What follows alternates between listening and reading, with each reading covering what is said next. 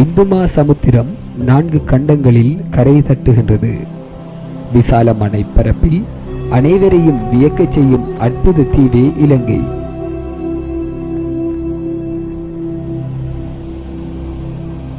பூலோகத்தின் சொர்க்கம் என்று வரலாற்று ஆசிரியர்களால் வர்ணிக்கப்படும் இத்தீவு 65,525 சதுர கிலோமீட்டர் பரப்பளவை கொண்டது. இதன் ஒவ்வொரு பகுதிகளும் தனித்துவமானவை.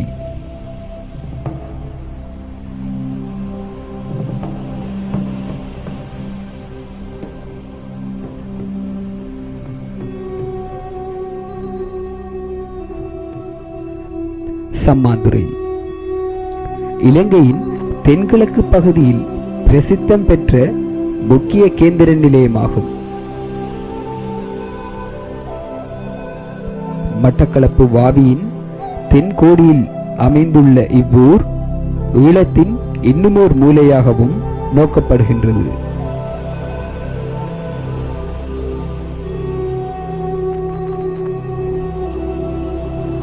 பாரம்பரியங்களிலும் பண்பாடுகளிலும் இன்றும் இளையோடி போயுள்ள இவ்வூர் கல்வி, கலை, கலாச்சாரம், அரசியல், விவசாயம், ஆன்மீகம், மொழி பிரயோகம் என தனித்துவத்துடன் வரலாற்றின் சகல அம்சங்களிலும் இடம் பிடித்துள்ளது.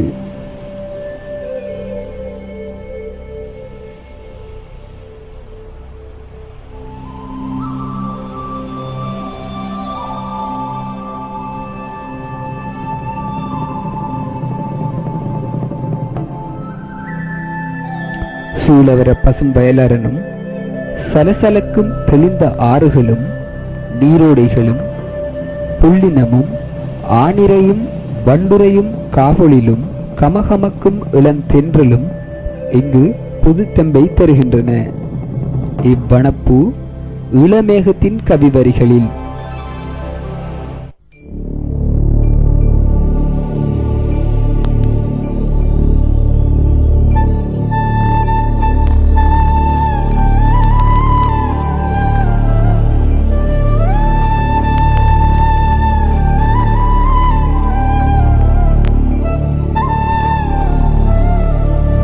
சம்மாந்துறை எங்களூரே. சங்குடன் சிப்பி மோத தருமிசை கமக்கிப் பாய்ந்து அங்கிலம் பாக்கு வீழ்த்தும் அறுவரால் மீன்களுண்டு. பொங்குபால் மேதிக்கூட்டம் பொலியவே பாலை ஓட்டும் சங்கையாம் வளந்திகள் சம்மாந்துறை எங்களூரே. கோடையில் தண்ணீர் பஞ்ச கொடுமை கலதிகமையோ வாடியே குடஞ்சுமந்து வஞ்சியர் நெஞ்சினொந்து ஏரி நீர் வற்ற கண்டு ஏங்கியே தண்ணீர் தேடி சாரி சாரியாய் செல் சம்மாந்துறை எங்களூரே.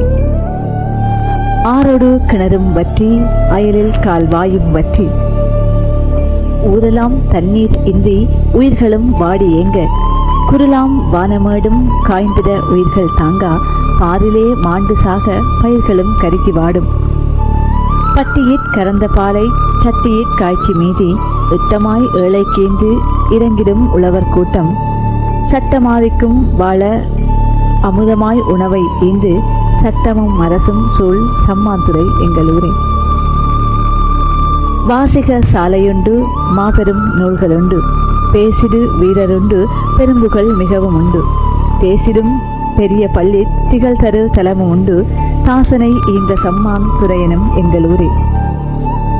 மத்திய வித்தியாலயம் மறுவில் விஞ்ஞான கூடம் அத்தோடல் மர்ஜான் என்னும் அழகிய கல்விக்கூடம் வித்தகர் மிகுதமாக விளங்கிடும் தொழிற்கல்லூரி இத்தரை மீதிலுள்ள எம்கலை கூடமன்றோ. ஹாபிசு மார்க்கல் கூட்டம் அழகிய கல்விக்கூடம் தப்லிகுல் இஸ்லாம் என்ற தரமுள்ள அரபு கல்வி ஓதிடும் மதரசாக்கள் ஊரெல்லாம் நிறைய உண்டு பாதைகள் மட்டுமிங்கு பள்ளமும் மேடுமப்பா. இவ்வெழில்மிகு சம்மாந்துறை பிரதேசத்தின் மண் வாசனை தனிச்சுவை கொண்டது.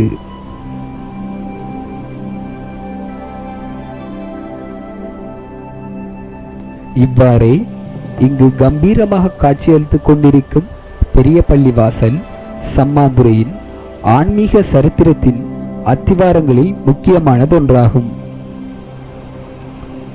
சம்மாந்துறையில் உள்ள 7 ஜும்மா பள்ளிவாசல்களில் உட்பட மஸ்ஜிதுகள், சமய நிறுவனங்கள் அனைத்தையும் நிர்வகிக்கும் தலைமையகம் இங்கேயே வீற்றிருக்கின்றது. பெரிய பள்ளிவாசல் என்ற பெயர் கேற்றாற்போல் பிரம்மாண்டமாய் காட்சியளிக்கும் இப்பள்ளிவாசலின் சரித்திரமும் மிக பாரிய வீழ்ச்சமுடையது.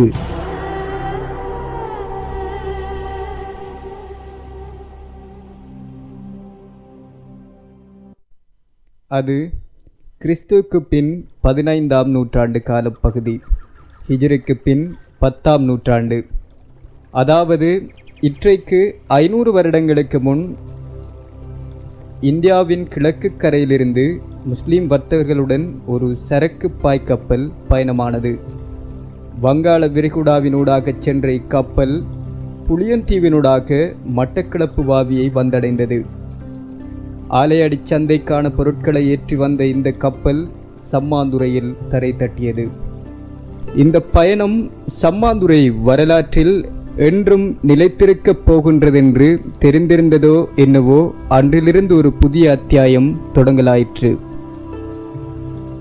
கப்பல் தரை தட்டியதும் சரக்குகள் ஆலையடி சந்தைக்கு கொண்டு செல்லப்பட்டன. ஆலையடி சந்தை பல சரக்குகளும் ஒன்றாக கிடைக்கக்கூடியதான பிரதேசத்தின் மிக பெரும் அங்காடியாக காணப்பட்டது. கொண்டு வரப்பட்ட பொருட்கள் மலைநாட்டு மன்னர்களுக்கும் மக்களுக்கும் பொதிமாடுகளின் முதுகில் ஏற்றப்பட்டு கொண்டு செல்லப்பட்டன. இந்நிலை தாவளம் என்று அழைக்கப்பட்டது. ஆலையடி சொல்லக்கூடிய பழைய மார்க்கெட் காலத்தில் மிக பிரபல்யமான பரந்து விரிந்த பெரிய இடமாக காட்சியளித்தது. அது ஒரு மார்க்கெட்டாக இருந்தால், ஒரு சந்தையாக இருந்தாலும் அதுக்கு பேர் ஆலையடி என்றுதான் வழங்கப்பட்டு வந்தது. காரணம், அந்த இடத்தில் பல ஆலமரங்கள் இருந்தன, அதிலே விழுதுகள் இருந்து கொண்டிருந்தன. அந்த விழுதுகளிலே தான் வியாபாரிகள் தன்னுடைய திராசிகளை கட்டி வியாபாரம் செய்து வந்திருக்கிறார்கள். காரணம், சம்மாந்துறை என்று சொல்லக்கூடிய துறைமுகத்தில் இந்திய, அராபிய, மலாய, பாரசீக, வெளிநாட்டு, பொதுவாக வெளிநாட்டு வியாபாரிகள் சம்மாந்துறை துறைமுகத்தில் வந்திறங்கி இந்த இதை சொல்லப்படுகிற அந்த ஆலையடி என்று சொல்லக்கூடிய சந்தையில் தான் தன்னுடைய பொருட்களை கொண்டு வந்து இறக்குவார். அங்கிருந்து தான், சம்மாந்துறையில் இருந்து தான் கண்டி ராஜ்யத்துக்கு பொருட்கள் கொண்டு செல்லப்படும். இன்றைய நவீன காலத்தில் இருக்கின்ற போக்குவரத்து வசதிகள் அந்த காலத்திலே இல்லை. அதனால தாவளம் என்று சொல்லக்கூடிய மாடுகளை பிணைத்து, எருமை மாடுகளை, கிடா மாடுகளை பிணைத்து அதிலே தான் பொருட்களை எடுத்துக்கொண்டு மலைநாட்டுக்கு சென்று வியாபாரங்களை செய்திருக்கிறார்கள்.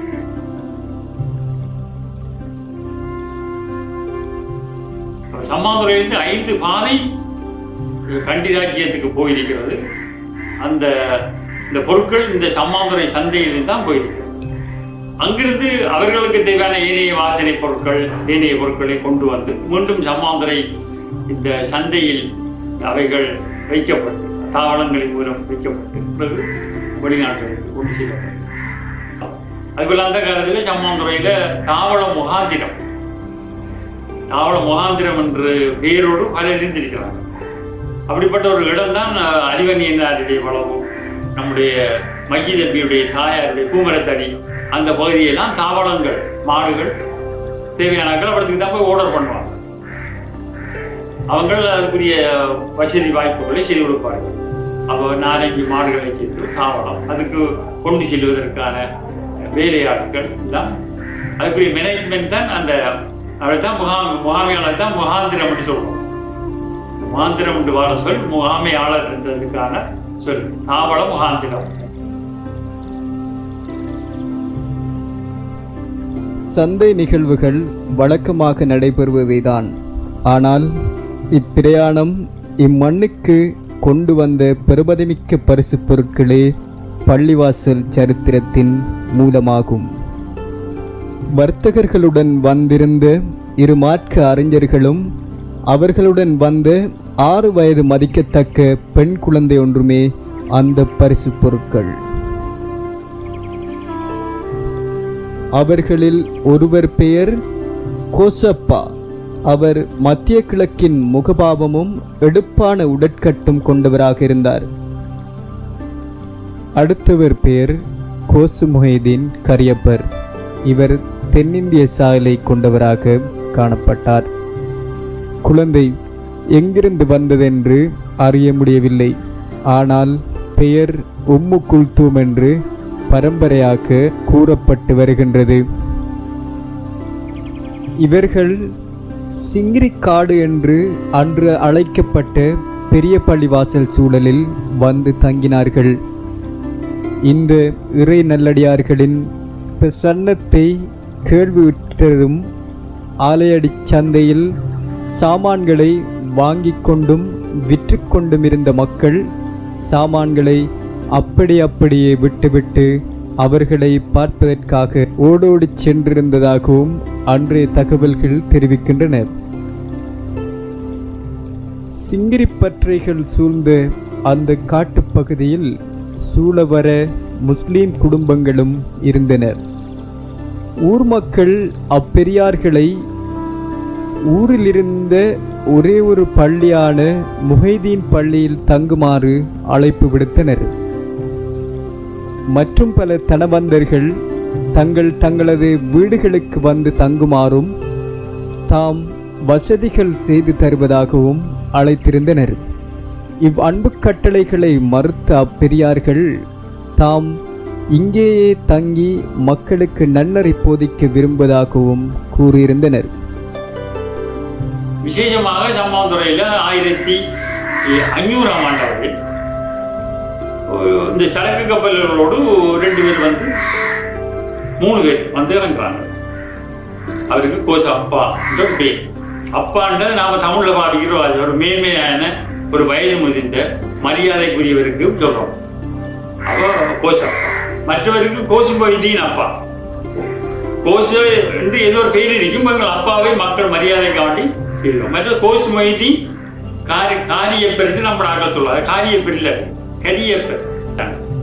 இவங்களோட ஒரு புள்ள, ஒரு 6-7 வயது மதிக்கத்தக்க ஒரு பொன் பிள்ளையும் இந்த 3 பேரும் வந்து இறங்குறாங்க. சம்மாந்துறையில துறைமுகத்தில் இறங்கி எல்லாரும் மார்க்கெட்டுக்கு சாமானோட போறாங்க. அவங்க அப்படியே இப்ப பெரிய பள்ளி இருக்கிற இடத்தடிக்கும் வராங்க. அது ஒரு காட்டு பிரதேசம். சிங்கிரி பத்தட்டு அந்த நாளையில பல்லட்டுக்கிட்ட அந்த சிங்கிரி பத்து கொண்டு உள்ள ஒரு காடு. அந்த காட்டுல அவங்க வந்து இருக்காங்க. அப்ப அவடத்துல இருந்தாலும் அவங்கள தோற்றம், அவங்க நடைமுறைகளை மக்கள் பார்த்ததும் ஒரு அதிசயம் போல செய்றாங்க. ஒரு ஆச்சரியம். அவங்க பெரிய தத்துவாதாரிகளாக இருக்கிறார்கள், மார்க்க பற்றுள்ளவர்களாக இருக்கிறார்கள். மக்கள் ஒருத்தரோட கதையாக இந்த ஆலையடி சந்தைகள் அந்த கதை போகுது. போனாதிரியும் மக்கள் கூட்டமாக அவர் வந்து பார்க்கலாம். அந்த நேரத்தில நம்மளோட சின்ன பள்ளி, புது மொஹிதீன் பள்ளி இருக்கு. நம்மளோட ஊர்ல பல 2 கிலோமீட்டர் பெரிய பள்ளி தான் முதல் பள்ளி ஆக்கும். இல்ல சின்ன அது பேரு மொஹிதீன் பள்ளி. ஏன்னா அந்த ஊர் மக்கள் அந்த நேரம் போய் அவங்கள வாங்க, நீங்க இந்த காட்டுக்குள்ள ஏன் இருக்கீங்க, முன்னோர்கள் சொன்ன கதைகள் ஏன் இருக்கீங்க, நீங்க இங்க எங்களோட பெண்ணாரி பள்ளிக்கு வந்து நீங்க செய்யுங்கன்னா இல்ல அவங்க தான் இனி போகணும். அப்ப கோசப்பா, கோசு மொஹிதீன் கரியப்பா, மற்றது ஒரு 6 வயது மைக்கத்தில் அந்த பிள்ளையோட பேர் உம்மு குல்தூ தான் முகுல்துமாங்க நம்மளாக. அந்த முகுல்துமான் பேரு ஏனோ நம்மளோட மூத்தம்மா மாதிரி இருக்கிறீங்க. அது முகுல்தும் பேரு. அப்ப அவங்க அவருக்கு வந்தீங்க. அப்ப ஊர் மக்கள் சேர்ந்து அவங்களுக்கு காட்டு வெளிச்சாக்கி அவங்க தங்குறதுக்கு இருந்தாங்க. காலையில அவங்க காலைஞ்சிட்டாங்க. இவரு முந்தி காலைஞ்ச வரலாறுலாம் அது நமக்கு தெரியாது.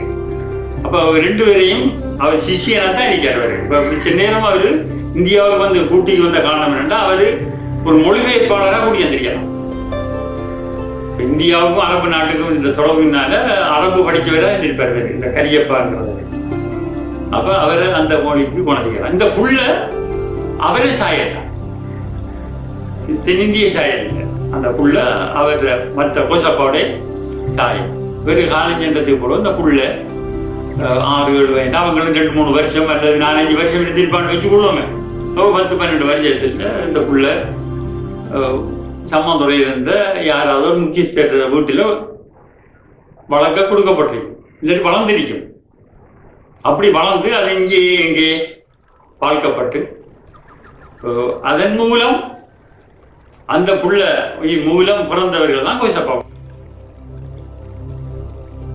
வந்திறங்கிய அந்த பெரியார்களின் விருப்பத்துக்கிணங்க ஊர் மக்கள் அவர்கள் தங்குவதற்கும் வணக்க வழிபாடுகளில் ஈடுபடுவதற்கும் 2 வெவ்வேறுபட்ட இடங்களை அமைத்து கொடுத்தனர். முக்குவர்களும் தமிழர்களும் முஸ்லீம்களும் இவ்வடியார்களை சந்தித்து அறிவுரைகளையும் கேட்டுச் சென்றனர். மற்றும் அயலூரவர்களும் சாரி சாரியாக வந்து மார்க்க விளக்கங்களை பெற்றுச் சென்றனர். காலவோட்டத்தில் இவர்கள் இறையடி எய்தியதும் இவர்களுடன் வந்திருந்த பெண் குழந்தை முஸ்லிம்களால் வளர்த்தெடுக்கப்பட்டு இங்கேயே வாழ்க்கைப்பட்டது. அப்பெண் குழந்தையின் சந்ததியினரே கோசப்பா குடியினர் என்று இன்றும் அழைக்கப்பட்டு வருகின்றனர். காலம் சென்ற இந்நல்லடியார்கள் அவர்கள் தங்கிய இடத்திலேயே அடக்கம் செய்யப்பட்டும் இருந்தார்கள். அவர்களின் அடக்க ஸ்தலம் அடங்கலாக ஒரு சிறு கட்டிடமும் அவ்விடத்தில் அமைக்கப்பட்டிருந்தது. ஊர் மக்களே இதனை பராமரித்தும் வந்தனர். 1800ஆம் ஆண்டு காலகட்டத்தில் அப்பா அம்மான்னு சொல்லக்கூடிய இதெல்லாம் நான் சும்மா இல்லை, அந்த பேரெல்லாம் ஏற்கனவே நான் இந்த புத்தகத்தில் இருக்கேன். அப்பா அம்மாங்கிற அந்த ஏரியா அந்த பிள்ளையே வெட்டையில வச்சு தண்ணி வாத்துக்கு குளிக்க வாத்துக்கு அப்படியேத்தான் அந்த நாளையில் ஒரு சருகு புலி என்று சொல்லுவாங்க போட்டு அந்த காட்டுக்குள்ள அவுரியாக்கள் அடங்கப்பட்டிருக்கிற அந்த காட்டுக்குள்ள இருந்து வந்து இந்த பிள்ளையே அடிச்சு போயிட்டு இனிவ போயிட்டு கத்திரிக்கா சத்தம் போட்டிருக்கா, ஊர் மக்கள்லாம் கூடிக்கா வெறிச்சிருக்கா தேடிக்கா கூட இது தலைவருக்கு போகுது இந்த செய்தி. அப்ப அவர் உடனே அங்கிருந்து ஊரதிகாரி மூலமா ஏதோ செய்தி அனுப்புறாரு. நாளைக்கு ஒரு குறிப்பிட்ட தினத்தை செய்து நான் வாரேன், மக்களுக்கு மாடாளத்து கந்திரி கொடுத்து அந்த காட்டை எல்லாரும் நாம் இன்றைக்கு சொல்ல சிரமதானம் அப்படி செய்வோம் வந்து அந்த சிரமதானம் செய்து அதனால் மக்களுக்கு விழிப்பு ஏற்படுது. நம்முடைய சமய தலைவர் ஒரு அவுலியாவுடைய இடம் கேட்பார் பார்ப்பார் என்று ஒரு காட்டுக்குள்ள மறைஞ்சி அப்பொழுதுதான் அவர்களுக்கு தெரிய வருகிறது. மக்களுக்கு உடனே இடத்துல பள்ளிவாசல் ஒன்று அமைக்கப்படுது. அப்ப பாருங்கள், காலம் உருண்டோடியது. கிறிஸ்துவுக்கு பின் 1800ஆம் ஆண்டு காலப்பகுதி, ஹிஜ்ரிக்கு பின் 13ஆம் நூற்றாண்டுகளில், அதாவது சுமார் 300 வருடங்களுக்கு பின், அவ்வா உம்மா என்ற ஒரு முஸ்லீம் தாய் தனது கைக்குழந்தையை வீட்டு வாசலில் வைத்துக் கொண்டிருந்த வேளை காட்டு விலங்கொன்று வந்து குழந்தையை கவ்விக்கொண்டு சென்று விட்டது. பெரிய பள்ளிவாசல் சூழலானது காடாகவே இருந்ததால் அவ்விலங்கு குழந்தையை காட்டுக்குள்ளேயே இழுத்துச் சென்று விட்டது. அந்நிலைமையில் ஊர் பரபரப்பாகிவிட்டது. செய்தி உடனடியாக ஊர் தலைவர் உமர் லெப்பே போடி உடையாருக்கு அறிவிக்கப்பட்டது. உமர் லெப்பே போடி உடையார் மல்கம்பட்டியில் குடிப்பதியாக இருந்து கொண்டு சம்மாந்துறையை நிர்வகித்து வந்தார். இச்செய்தி தனக்கு எட்டியதும் உமர் லெப்பே போடி உடையார் உடனடியாக தனது வில்லு கரத்தையில் இடத்தை வந்தடைந்தார். ஊர் மக்களின் ஒத்துழைப்புடன் காட்டுப்பகுதியை துப்புரவு செய்தனர். அங்கே ஒரு அதிர்ச்சி காத்திருந்தது. காலக்கதையில் கைவிடப்பட்டிருந்த மார்க்க அறிஞர்களின் அடக்கஸ்தலம் கண்டுபிடிக்கப்படுகின்றது. மறக்கடிக்கப்பட்டிருந்த இப்பிரதேசம் பகுதி வாழ் முஸ்லிம்களால் புனர் நிர்மாணம் செய்யப்பட்டு மாடுகளும் அறுத்து கந்தூரி கொடுக்கப்பட்டு அன்றிலிருந்து பள்ளிவாசலாகவும் அவ்விடம் பாவிக்கப்பட்டு வந்தது. இந்த பள்ளி வாயிலானது கோசப்பா பள்ளி என்று அழைக்கப்படலாயிற்று. அப்ப அதனால ஆரம்பத்தில் சும்மா குடியிலாகவும் இதாகவும் செய்திருப்பாங்க. பிறகு அதுக்கு பிறகு ஒரு 100 வருஷத்துகளுக்கு பிறகு அதை கொஞ்சம் சிப்பியோட அலை கட்டியிருக்கிறாங்க. அதுல உங்களுக்கு தெரியும், சக்காத்து ஒரு அறை நடத்தினேன். இதுதான் எச்சம் தான் அது. இங்க இருந்து மதிஜா ஊரமாக இடத்துல இருந்து வச்சோம். அதெல்லாம் சக்காத்து இதை நாங்க தொடங்கினோம்.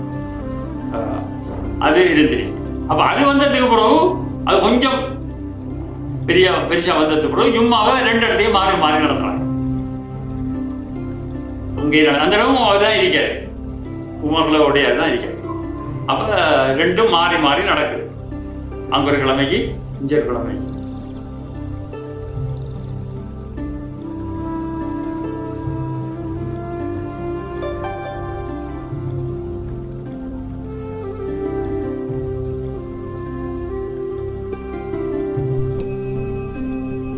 கால ஓட்டத்தில் சிப்பி ஓட்டினால் வேயப்பட்ட கூரை, மர அலங்கார வேலைப்பாடுடன் கூடிய தூண்கள், பள்ளிவாசல் முகப்பில் கூரையுடனான சிறு கட்டிடம் மற்றும் வழிப்போக்கர், யாசகம் பெற வருவோர், வர்த்தகர்கள் தங்கிச் செல்வதற்கான இருப்பிட வசதிகளுடன் கூடிய தங்குமிடம் போன்றவற்றுடன் பள்ளிவாசல் விஸ்தரிக்கப்பட்டது. இதுவரை ஊரின் ஒரே பள்ளியான முஹைதீன் பள்ளியில் இடம்பெற்று வந்த ஜும்மா தொழுகை கோசப்பா பள்ளி விஸ்தரிக்கப்பட்டதை தொடர்ந்து 2 பள்ளிகளிலும் மாறி மாறி நடைபெற தொடங்கியது. சுமார் 100 வருடங்களுக்கு பின்னர்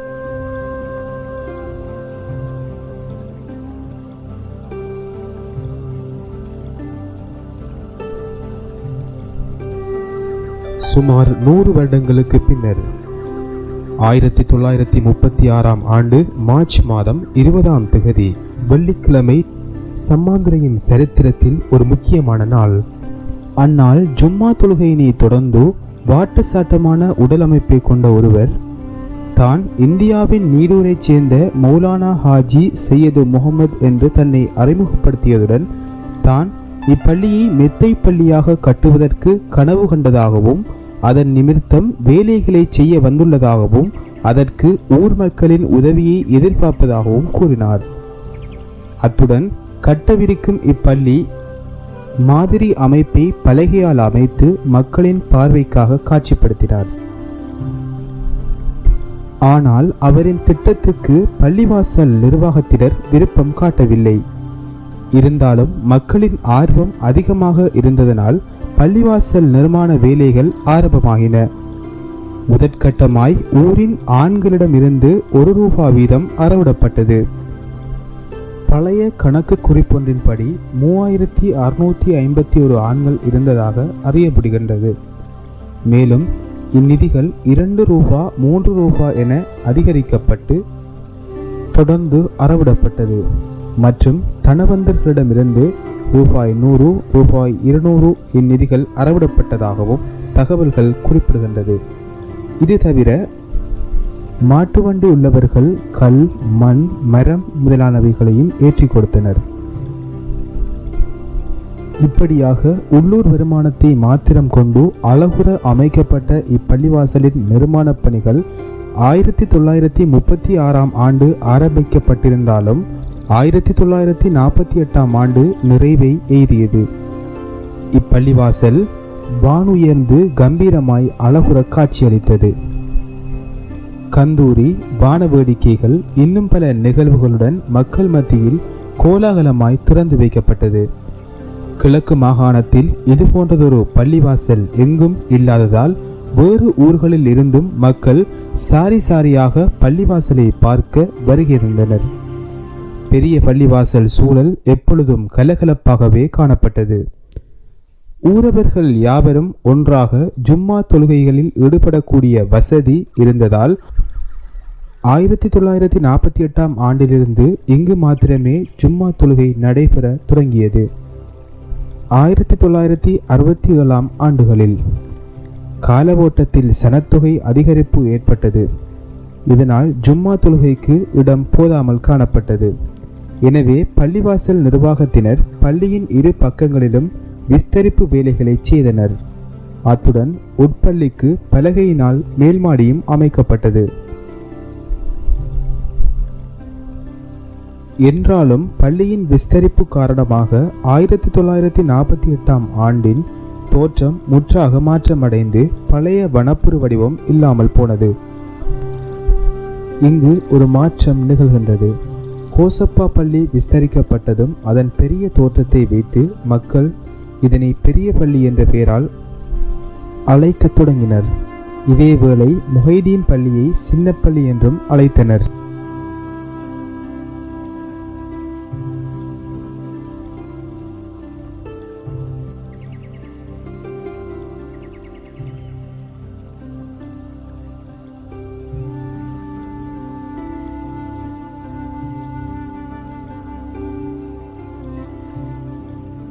ஆயிரத்தி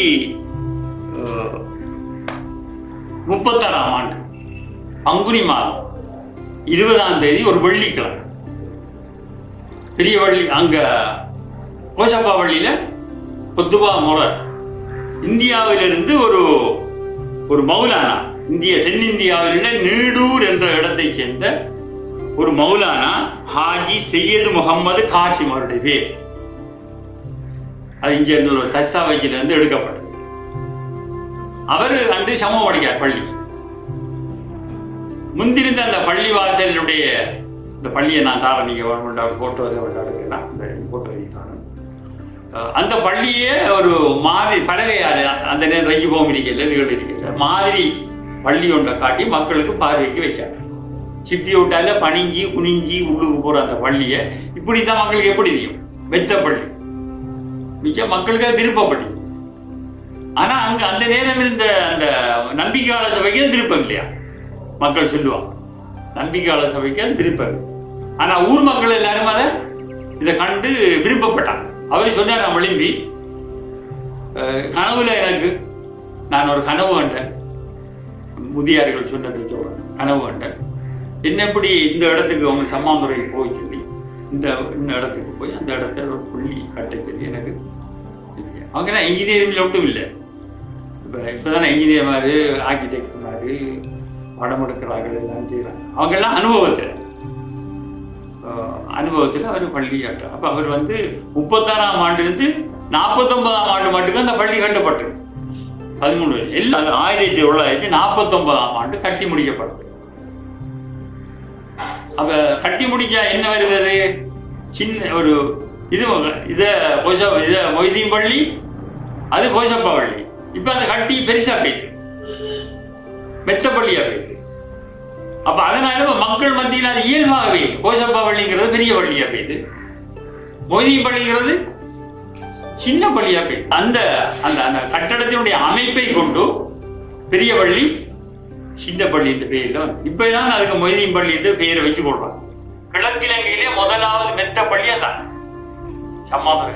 நாங்க சின்ன பிள்ளைங்க இடத்துக்கு போனா வெளி ஊர்ல இருந்தெல்லாம் பேர் படிச்சு கூட்டு வண்டி கட்டி திருவண்ணாமலை இருந்தெல்லாம் அங்க போவாங்க. மேலுக்கு சுத்தி வளைஞ்சு பார்த்து மக்கள் அந்த இடத்த மகிமைப்படுத்தி இது பார்க்க வர சம்மாதுரை எப்படி மெத்த பள்ளி கட்டிருக்காங்க பார்த்துக்கு போறதுக்கு வருவாங்க. இப்படி 1949ஆம் ஆண்டு இந்த பள்ளியை பெரிய கோலாகலமா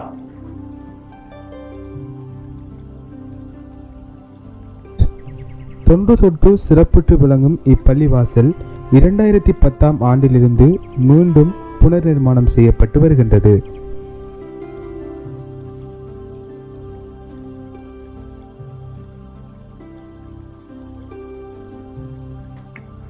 பெரிய வள்ளியில் இப்பொழுது அந்த அவது எடுக்கப்பட்டு விட்டது, புனர் நிர்மாணம் செய்து புதிதாக கட்டுவதற்காக அந்த அவது இப்ப நீங்க இதுக்கு முன்திருந்த பள்ளிக்கு கட்டுற நேரம் அந்த அவது கட்டப்பட்டது. அதுக்கு முன்திருந்த கட்டடத்துல அது எப்படியும் இது 1936 அது ஒரு 1850 1900 ஆண்டுகளில் அந்த அவது கட்டப்பட்டது. அப்ப அந்த நேரம் குடிகள் சம்மாந்துறையில மிகவும் பிரபல்யமானதாகவும் அந்த குடிமறைக்காமலுடைய ஆட்சி அதிகாரிகள் அவர்களுக்கு மக்கள் கட்டுப்படுவது இருந்தது. குடிமரைக்காமாறு ஒவ்வொரு குடிமரைக்காரும் சார்பிலேயும் ஒவ்வொரு செதுக்கப்பட்ட கருங்கல் கொண்டு வந்து ஒப்படைக்கப்பட்டு அதை வச்சுதான் ஒவ்வொரு குடியும் சார்பாடு ஒரு அந்த சும்மா கல்விகளை வச்சு கட்டுத்த இப்படியும் 2 அடி 3 அடி அளவான சதுரம் கொண்ட கல்லுகள் செதுக்கப்பட்டு மலை உள்ள இடங்கள்ல இருந்து செதுக்கப்பட்டு கொண்டு வந்து மேல இன்றைக்கு எத்தனை அவகாற்றம் லீக்கிட்டு காய்க்கிறாங்க தண்ணி ஒழுகுதுன்ட்டு. ஆனால் அதிலே ஒரு காலமும் தண்ணி ஒழுகினதாய் அது அவ்வளவு நுணுக்கமாக அது கட்டுப்பட்டு பாதிக்கப்பட்டு நாளைக்கு ஒரு 200-300 வருஷமா அதை பாவிச்சிருக்கிறாங்க. அது இப்ப இதுக்கு முன்பிருந்த பள்ளிவாசலுக்கும் முந்திக்கு அது கட்டப்படும். பிறகு அந்த பள்ளிவள்ளிய வளர்ச்சி மகள் கட்டப்பட்டிருக்கிறதும் அதுவும் குடிமறைக்க மாதிரி